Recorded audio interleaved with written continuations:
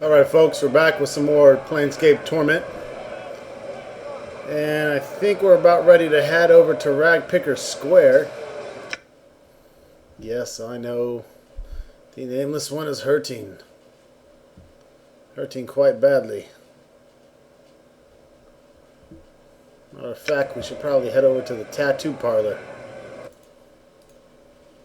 Alright, here we are back at the tattoo place. Let's see what kind of tats we can get. Holy shit.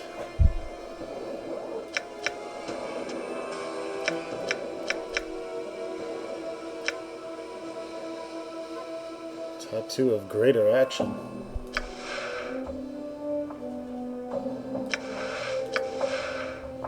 Plus 1 dexterity.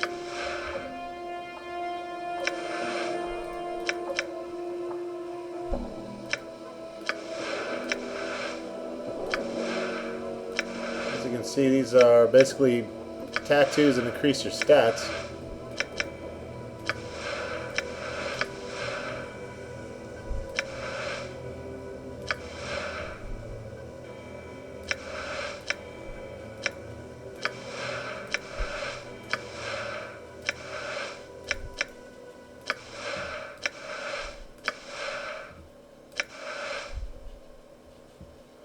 Plus 2 to armor class. I don't know, it's a lot of coin.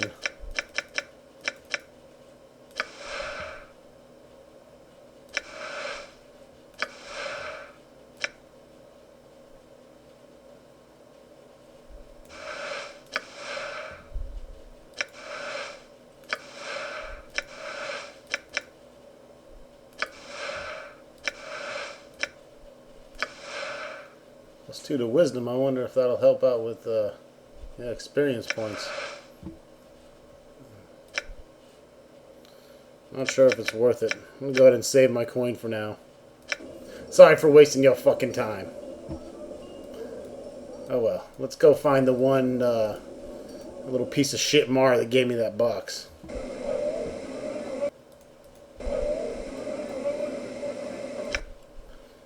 Can only imagine that bastard is back up here. So run with me, fellas. Run with me.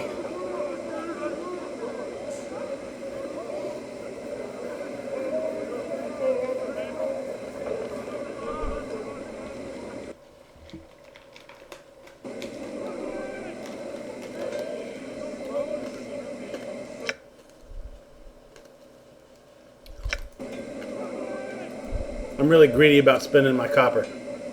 Now there is a cheat where you can basically get unlimited money, but I'm not going to do it.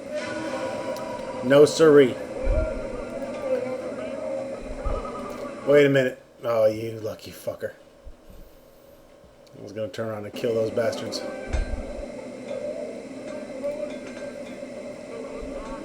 I'm going to find Mars' ass here and kill that motherfucker. It's all nighttime again.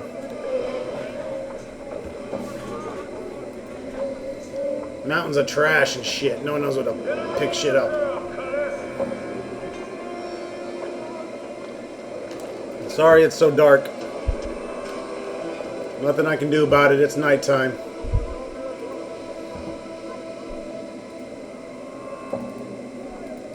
Oh, nameless one. You and your limited inventory.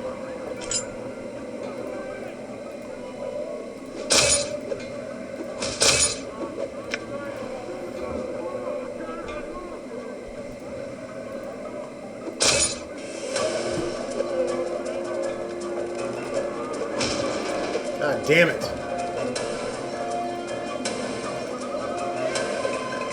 Yeah, sure, Morte. Just fucking watch me get killed, you dumbass skull.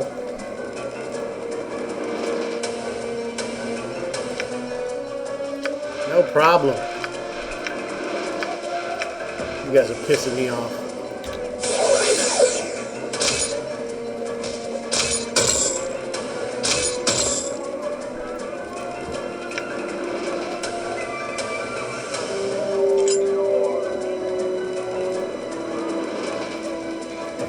Cool your heels, Cutter.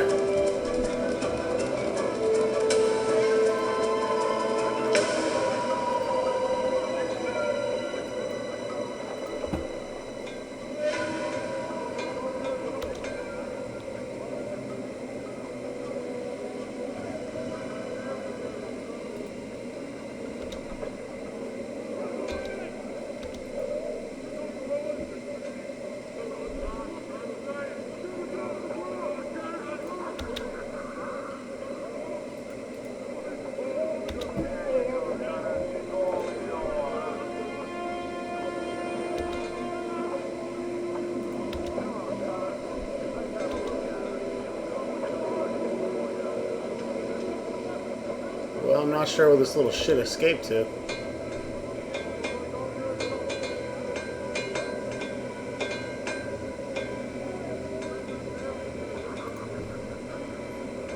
Let's go inside this building. I never ever did go in here.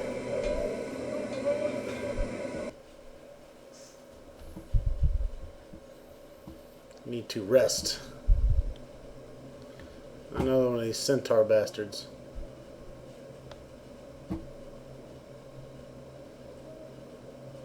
Nestor, from Ultima 6, it's the wizard. You see an aging man in soiled and tattered clothes. Greetings. The sound of your voice, the old loon whirls about to face you, his wide eyes staring, bulging in their sockets. He regards you for a brief moment. No, no, it's not you, but yes, soon. Who are you talking to, old man?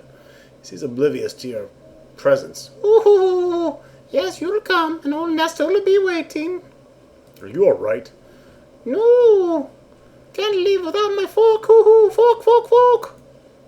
Fork, fork, fork. Fork, fork, fork, can't go home without my fork. He begins hopping up and down, maniacally, and suddenly stops, lowers his head, and runs headlong into a large wooden cupboard that stands against the back of the wall of the flop house. The force of impact knocks the old dumbass flat on his back. After a few seconds, he stands back up, a dazed expression on his face. Go on, stolen. Can't go home without my fork. Nestor stares at you for a long moment, then begins rummaging through his pockets of filthy tunic. After a few seconds, he produces what appears to be a dismembered ear.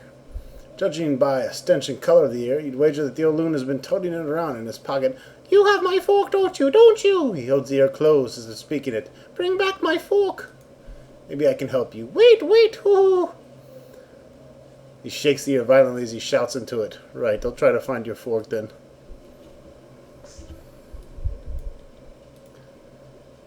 Who's Arlo?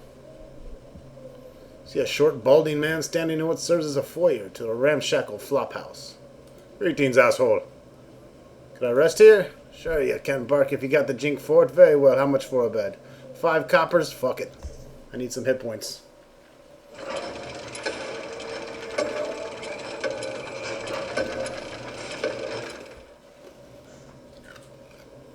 Alright.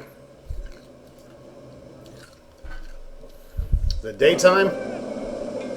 I can't see shit out here.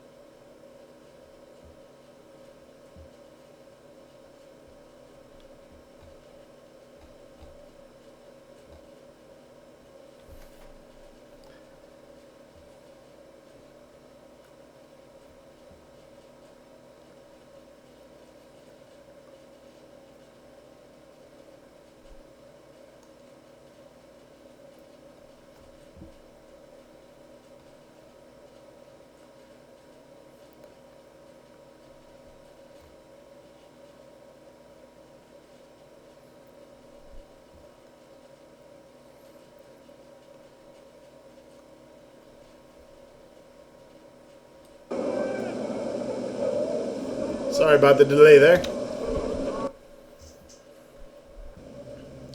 Had to give me a drink and I forgot to pause the game. Fuck. My bad.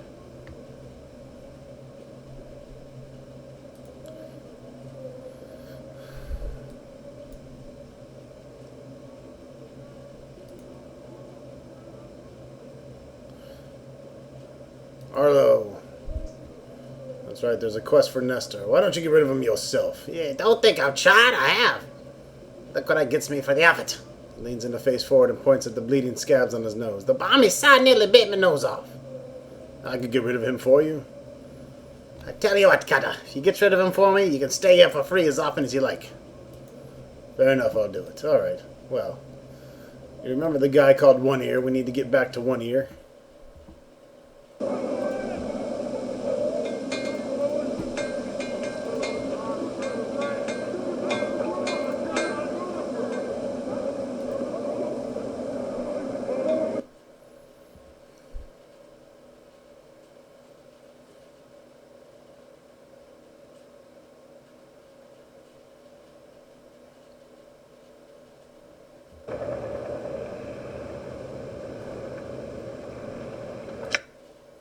Oh shit, the Ragpicker Square. We didn't want to go here yet.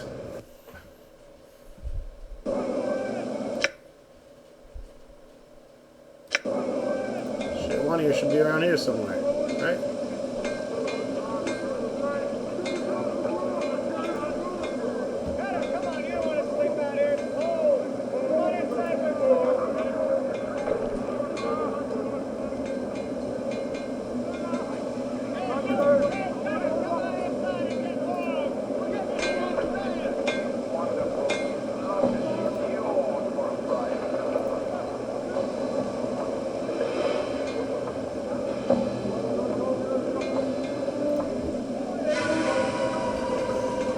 These fucking thugs are so goddamn annoying.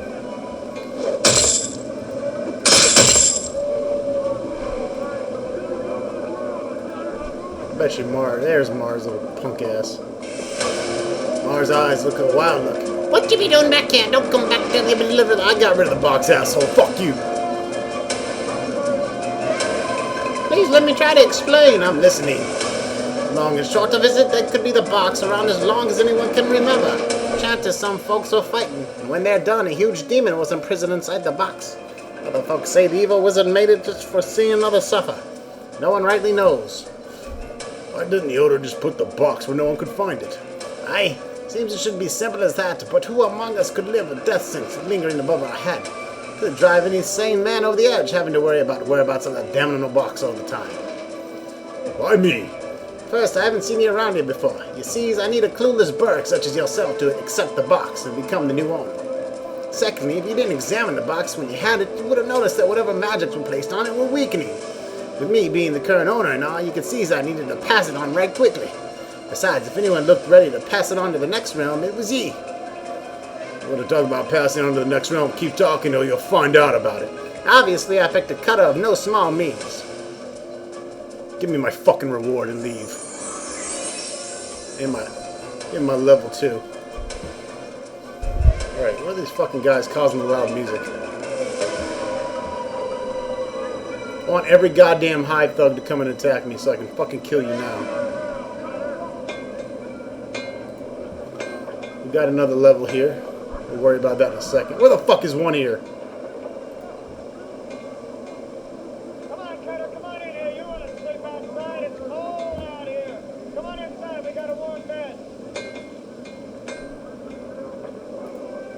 I could have swore One-Ear was.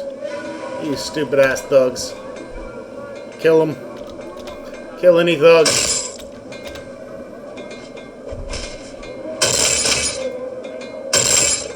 That's right, thugs. Get chopped the fuck down. You're annoying and you must die. By the way, I've turned down the annoying fight music because it's pissing me off.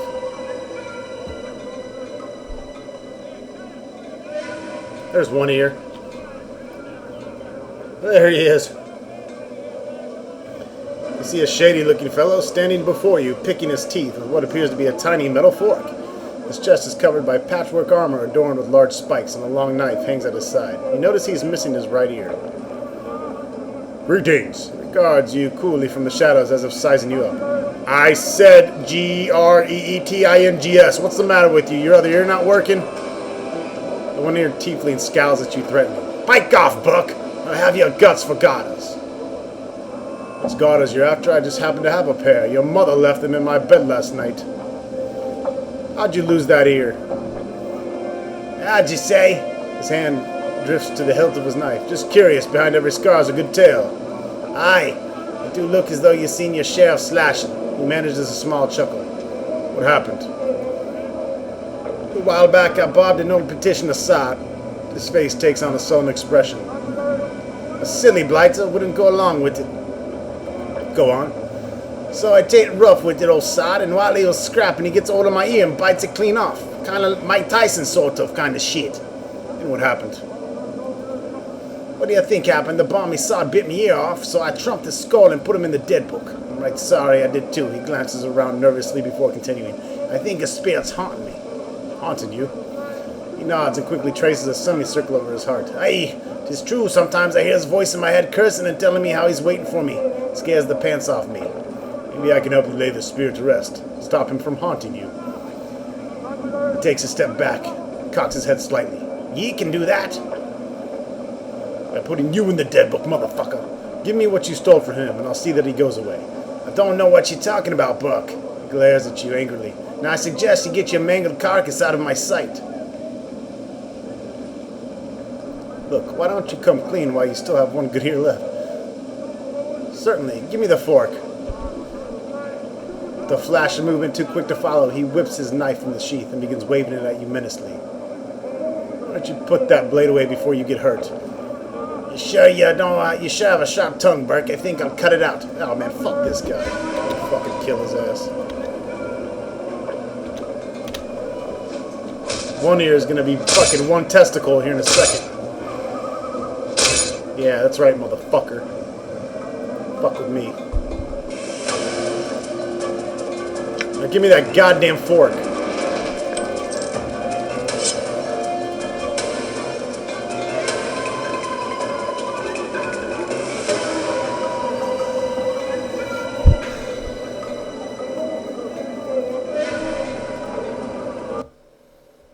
Alright, now we'll return the fork to Nestor. Hopefully he'll go away. The old man stops his frantic pacing and glances at you. Fork, fork, fork! Is this the fork you speak of? He hastily snatches up the fork. My fork, fork, fork, fork, fork, hoo-hoo! He hops up and down excitedly waving the fork back and forth in the elaborate pattern above his head as if he were performing a sort of ritual. Now I can go home. Farewell! Good, get the fuck out of here. He turns to leave, and then if struck with some afterthought, he turns back around and hands you a scrap of something soft and rubbery, the severed ear. Upon closer examination, you notice there is an earring still dangling from it. Pocket the earring and discard the rotting piece of flesh. Oh, and then he jumps into a fucking magical portal. He went back to the land of Britannia.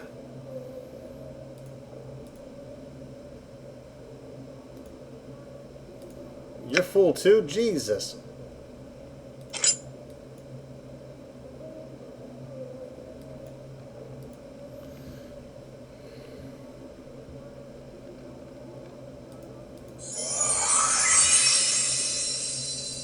Alright, we can rest here anytime. Actually, what we're going to do is get some shit identified, so we're going to go to the mage book here. And since I wrote identify in there, we're going to give it to back on 3 times.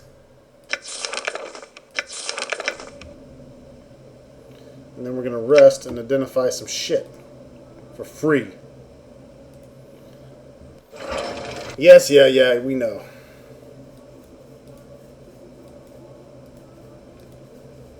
Does anyone want to buy anything? Alright, we'll let the centaur sleep. Sorry about that. Don't mean to disturb you there. 4-legged bastard.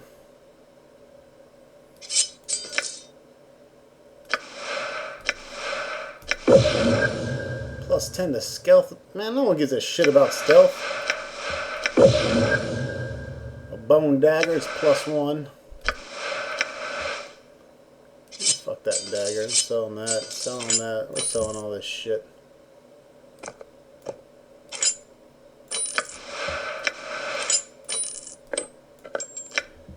Holy majoli.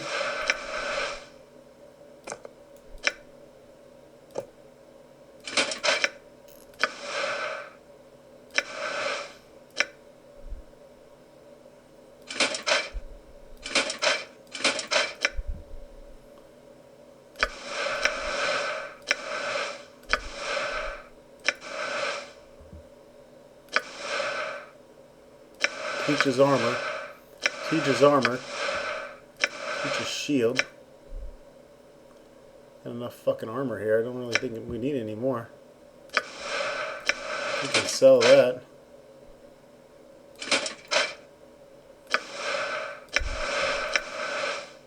Give shield to him as well. I'm going to keep these spells for my guy.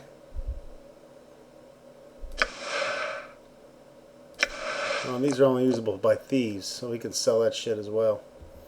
I'm not going to make my nameless one a thief. Fuck thieves. Actually, we can keep those for Anna, or whoever, whatever the thief's name is there. Hang on to those for her.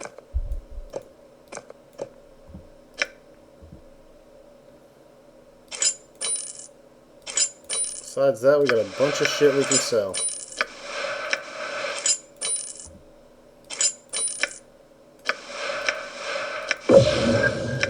+1 to armor class. Well, we're giving that to the nameless one because, frankly, he needs it.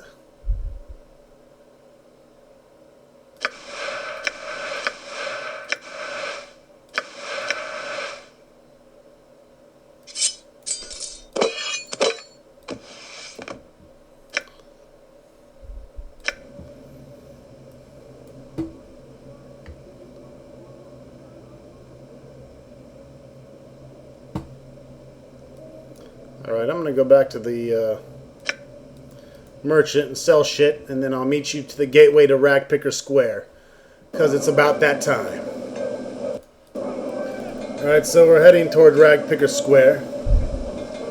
I've done a fair bit of amount of cleaning up. For instance, I've given my main guy the hollow axe. It's a very quick axe. 1d8 slashing, but the speed and weight is better than most axes. I also bought me a pet limb. I'm not even sure what I can do with a pet limb, but I bought one because I felt like it. Got up to 3,354 coppers left here.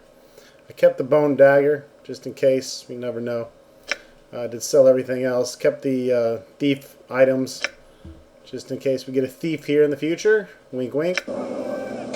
Which we will, of course. Let's head to Ragpicker Square and pick some rags.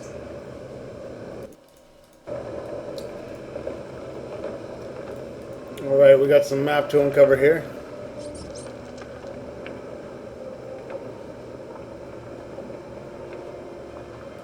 Marrow friend. You could smell the reek of dung and rotting shitballs on this man, even from afar. Though obviously weak and decrepit, and has old wrinkly balls, his long thin finger and sunken eye gives him a sinister look, and he scuttles through the garbage around him. The way he drools and rolls his eyes makes you want to turn around and bolt. Greetings! Tries to focus on you, but his gaze wanders. His eyes are set deeply in the hollow sockets, and his skin is terribly pale. The fucker really needs a tan. The stench emanating from him is terrible. It smells like he's been rolling in shit for 7 months. As you open your mouth to speak, he licks his lips and swallows. You dadder! What'd you say, motherfucker? Yeah! He licks his lips again. His long, spindly fingers pick at his skin as he stares at you. You dadder! He glances to your left, and eyes dart back at you. Dad, hungry! He reaches out to touch you, licking his scabrous lips. His fingers scrabble spider-like on your arm, as if looking for a piece to tear off. He licks his split lips again, and you watch yellowishly drool drip from them. The raspy moan, his fingers suddenly dig into your skin on your arm and pull off a bit. You watch and feel your stomach churn as he takes the bit of flesh and shoves it in his mouth. He chews it softly and then swallows. You dead? No, I'm not dead, you fucking moron. You taste dead. He scratches himself beneath his robe, and suddenly you notice that his finger hanging from his neck on a cord. Looks like there's a ring on it. Still hungry. Where's that finger bone? Looks down, his plague-ridden feature twisting into a ghastly, snaggly-toothed parody of a grin. Snack! He looks ready to chew on it. Don't eat that. Have a bite off me instead. I'm more fresh. Give me the finger bone first. He nods greedily and lets you take the finger bone. His teeth sink into the meat of your forearm and pull a chunk away with a single wrench of his neck. The pain is excruciating, but Marrowfiend sits on his haunches as if nothing had happened, chewing noisily at the mouthful of meat he pulled away. Thanks. Farewell.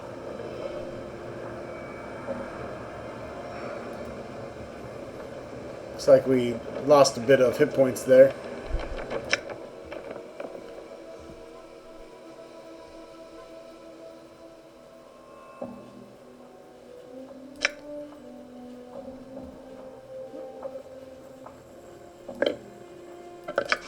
We're going to use the finger bone, a well-decayed and nearly meatless finger bone from a humanoid of roughly your size. There's still some sort of odd ring on the finger. This intricate thing, sculpted with dozens of tiny ornate flanges and decorative protrusions. Oddly enough, it seems firmly rooted to the finger, and no amount of pulling or prying will budge the thing. Almost as if the ring's jagged edges have dug into the lifeless finger itself and refused to leave.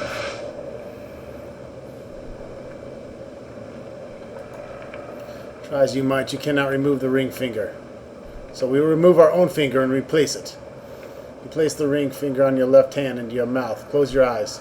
Take a deep breath and bite down as hard as you can. There's a sickening crunch, and you are overcome with the taste and smell of blood.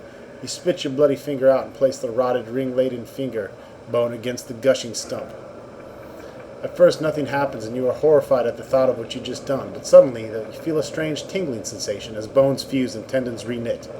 In moments, the rotting finger bone has become a living part of your body, though it still throbs painfully. The jagged ring suddenly loosens and slips off into the palm of your hand.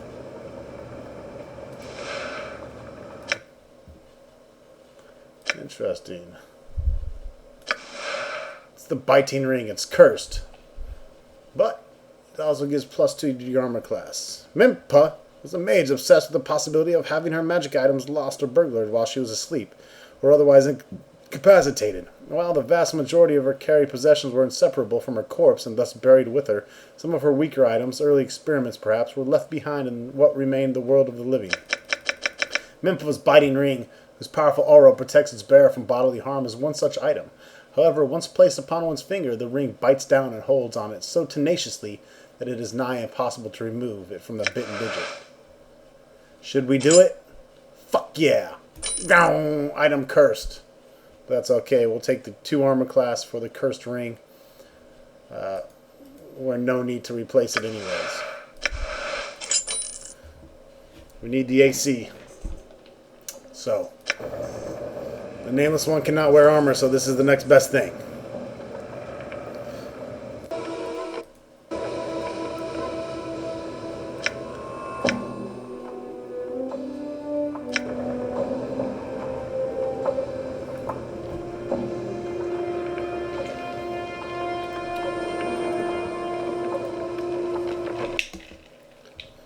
Whose house is this?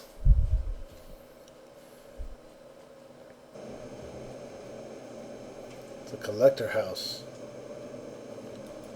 Mr. Sharegrave. Let's talk to Mr. Sharegrave here. Tall and lanky, this pale, grim-looking man exudes authority despite his gangly and somewhat awkward frame. A good portion of his left ear is missing. What the fuck is up with people missing ears here? His narrow, shifting eyes, almost mere slits, look clever and dangerous. Would you be Sharegrave? He spits out a reply. I don't know you, Buck. He glares at you. Who are you asking about some Sharegrave? Kata!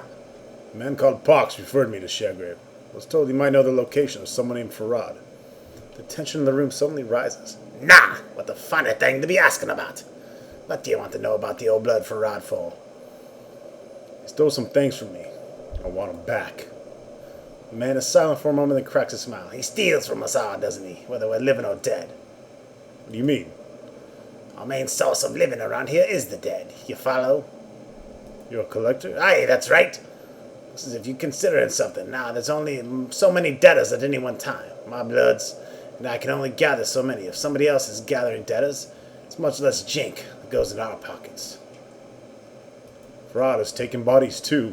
Aye. So?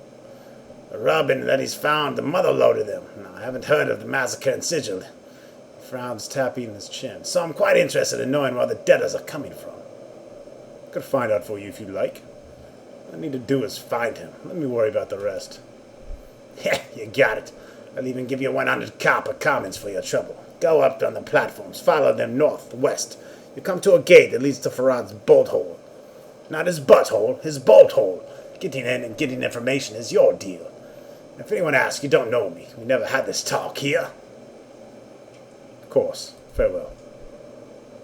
We'll see you next video, folks.